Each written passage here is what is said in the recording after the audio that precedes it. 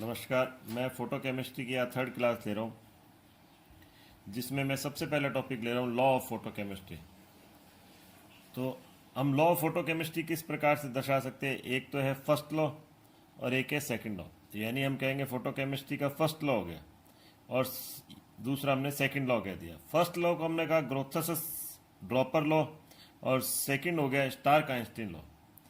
अब इस लॉ के अनुसार क्या है, व्हेन लाइट इज इंसिडेंट, जब किसी मीडियम पर लाइट इंसिडेंट होती है, only the fraction of light which absorb by reacting species are responsible for chemical changes.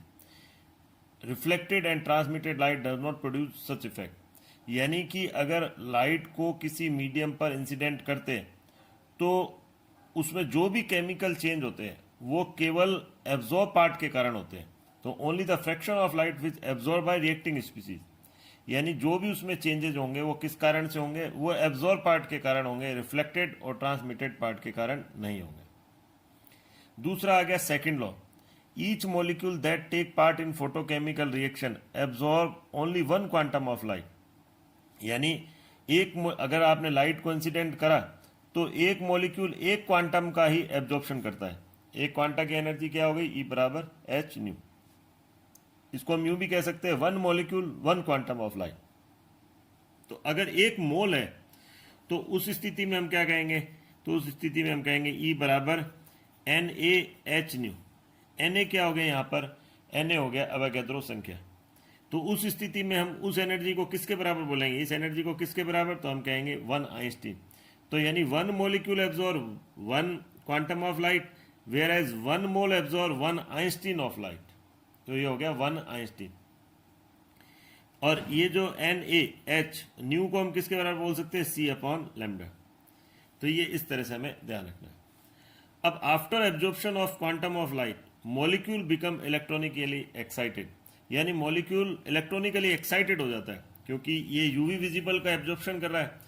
और यूवी विजिबल स्पेक्ट्रोस्कोपी में जैसे हमने देखा है कि ये जो एक तरह से उसे इलेक्ट्रॉनिक स्पेक्ट्रोस्कोपी भी कहते हैं, क्योंकि मॉलिक्यूलर इलेक्ट्रॉन का ट्रांजिशन होता है लोअर लेवल से हायर लेवल के। तो excited molecule can shows following process. तो जो जब मॉलिक्यूल इलेक्ट्रॉनिकली एक्साइटेड हो गया, ये हमने एक्साइटेड मॉलिक्यूल बताया, तो ये निम्न प्रकार के प्रोसेस दिखा सकता है। ये एक्साइटेड मॉलिक्यूल फोटोकेमिकल रिएक्शन दर्शा सकता है, ये थर्मल डीएक्टिवेट हो सकता है, ये फ्लोरोसेंस दिखा सकता है और ये फॉस्फोरोसेंस दिखा सकता है। अब इनका क्या तात्पर्य, यह भी आपके आगे आएगा जब हम टॉपिक लेंगे जेमिलोव्स्की डायग्राम। सबसे पहले हम बात करें इलेक्ट्रॉनिक एक्साइटेशन क्या है।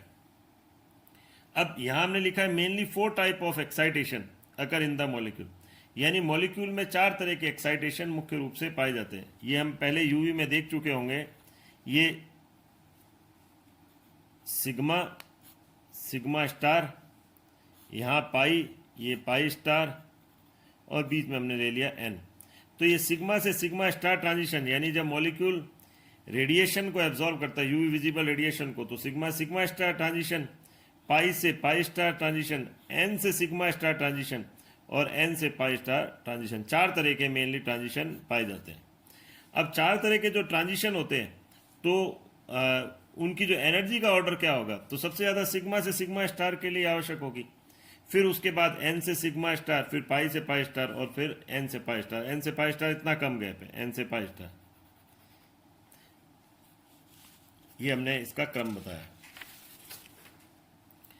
अब जब हम कहते हैं जब इलेक्ट्रॉन जो होता है वो एक्साइटेड होता है, तो वो एक्साइटेड होता है, उसकी 2 प्रकार की अवस्थाएं होती है। एक तो होता है एक्साइटेड सिंगलेट स्टेट और एक होता है एक्साइटेड ट्रिपलेट स्टेट। सबसे पहले हमने यहाँ लिखा है ग्राउंड स्टेट, जिसको हमने बोला है सिंगलेट स्टेट। अब सिंगलेट स्टेट और ये ट्रिपलेट स्टेट ये किससे निकालते हैं, ये स्पिन मल्टीप्लिसिटी फॉर्मूला होता है 2s+1। अब यहाँ जैसे हम मान लो सिंगलेट की बात करते हैं, सिंगलेट में क्या हो जाएगा, s जो होगा, s का मान 1/2 माइनस 1/2 यानी 0, क्योंकि दोनों स्पिन एक दूसरे के अपोजिट है। इलेक्ट्रॉन के दोनों स्पिन एक दूसरे के अपोजिट, चाहे इसमें ले और चाहे हम इसके अंदर लें, तो दोनों में s टोटल आ गया 0। तो स्पिन मल्टीप्लिसिटी यानी स्पिन मल्टीप्लिसिटी ये किसके बराबर हो गई, 2 × 0 + 1 यानी 1 के बराबर। तो इसलिए इसको बोल दिया सिंगलेट। अब इस वाले में क्या है, दोनों इलेक्ट्रॉन की स्पिन एक दूसरे के पैरेलल है, तो ऐसी स्थिति में हम कैसे बोलेंगे 2s प्लस 1 यानी 2, और यहां पर क्या हो जाएगा s हाफ प्लस हाफ, तो s किसके बराबर हो गया हाफ प्लस हाफ, तो यानी 1 के बराबर। तो यहां हमने कर दिया 2 प्लस 1, 2 इंटू 1 प्लस 1, तो यानी आ गया 3। इसलिए इसको तो कहा ट्रिपलेट स्टेट और इसको क्या कह दिया सिंगलेट स्टेट। अब मान लो एक इलेक्ट्रॉन होता, तो 2 इंटू 1/2 प्लस 1, तो स्पिन मल्टीप्लिसिटी इसमें क्या हो जाती, इसमें हो जाती 1 और 1 प्लस 1 यानी 2, यानी इसको हम बोल देते डबलेट स्टेट। तो इस तरीके से हम स्टेट निकालते हैं। तो जब इलेक्ट्रॉन जो होगा वो सिंगलेट स्टेट से एक्साइटेड होगा, तो सबसे पहले हमें एक्साइटेड सिंगलेट स्टेट प्राप्त होगी और फिर उसके बाद एक्साइटेड ट्रिपलेट स्टेट प्राप्त होगी। ये जो एक्साइटेड सिंगलेट स्टेट होती है, यहां पर इलेक्ट्रॉन एक्साइटेड स्टेट के अंदर ही एक दूसरे के अपोजिट स्पिन में होते हैं। ये वाली जो स्टेट है उसके बाद ये स्टेट प्राप्त होती है। डायरेक्ट कभी भी S0 से T1 स्टेट प्राप्त नहीं होती, because the change in multiplicity is the forbidden process. और यही कारण है कि S1 से T1 जो प्रोसेस होता है वो भी स्लो होता है। ट्रिपलेट स्टेट सिंगलेट स्टेट की तुलना में अधिक स्टेबल है, क्योंकि ये पैरेलल है। पैरेलल के कारण क्या हो गई, ये दूर दूर हो गए, इलेक्ट्रॉन दूर दूर होने से उनके बीच में रिपल्शन कम होगा और ये ट्रिपलेट स्टेट क्या होगी, अधिक स्टेबल होगी। किसकी तुलना में, सिंगलेट की तुलना में। अब इसमें आता है जेवलॉस्की डायग्राम।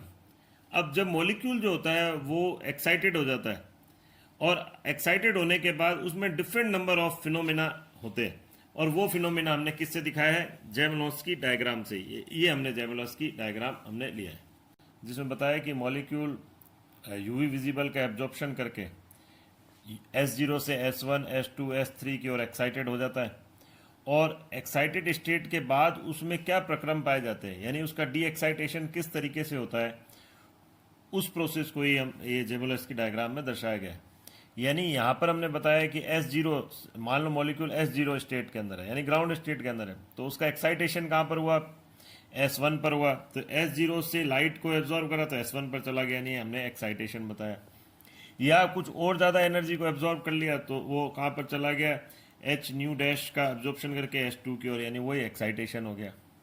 ये हमने डिफरेंट वाइब्रेशनल लेवल दिखाया, जहाँ से वो अगर किसी हायर वाइब्रेशनल लेवल पर है तो वाइब्रेशनल रिलैक्सेशन द्वारा यहाँ पर S2 में आया, यहाँ पर वाइब्रेशनल लेवल द्वारा वो किस में आया है, S1 पर। लेकिन S2 से S1 स्टेट के अंदर वो कैसे आएगा, इंटरनल कन्वर्जन द्वारा। यहाँ से वो कैसे आ सकता है, इंटरनल कन्वर्जन द्वारा।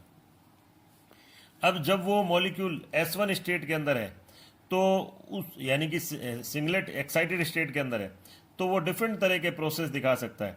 या तो वो क्या करे, या तो वो फोटोकेमिकल रिएक्शन दिखाए, यानी कि इस स्टेट के अंदर वो फोटोकेमिकल रिएक्शन, कोई रिएक्शन दिखाए तो वो हो गया उसका फोटोकेमिकल रिएक्शन। एक तो हो गया उसमें फोटोकेमिकल रिएक्शन। दूसरा क्या हो सकता है कि जो उसने लाइट एब्जॉर्ब करी है वो रीमिट कर दे, लेकिन वो उसका डी एक्साइटेशन हो जाए, लेकिन वो एनर्जी जो उसने लाइट एब्जॉर्ब करी है उसको लाइट के रूप में ही वापस प्रदान ना करे। यानी कि उस स्थिति में क्या होगा, थर्मल डीएक्टिवेशन होगा। वो जो इसको बोलेंगे नॉन रेडिएटिव डीएक्टिवेशन।